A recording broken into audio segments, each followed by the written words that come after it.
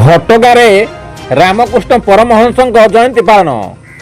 Vivekananda public ଘଟଗାଁରେ ଶ୍ରଦ୍ଧା ଓ ଭକ୍ତି ଭାବରେ ରାମକୃଷ୍ଣ ପରମହଂସ ଜୟନ୍ତୀ ପାଳନ କରାଯାଇଥିଲା।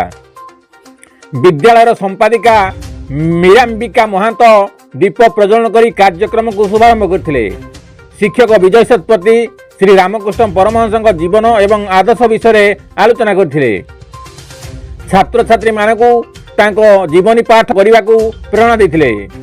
ଛାତ୍ରୀ ପିଙ୍କି ପଲେଇ ମଧ୍ୟ ତାଙ୍କ ଜୀବନୀ ସମ୍ପର୍କରେ ସ୍ପଷ୍ଟ ଧାରଣା ପ୍ରଦାନ କରିଥିଲେ।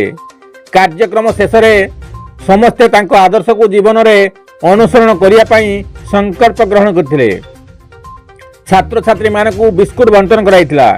ଏହି କାର୍ଯ୍ୟକ୍ରମରେ ବିଦ୍ୟାଳୟର ଅନ୍ୟାନ୍ୟ ଶିକ୍ଷକ ଏବଂ ଶିକ୍ଷୟିତ୍ରୀମାନେ ସହଯୋଗ କରିଥିଲେ।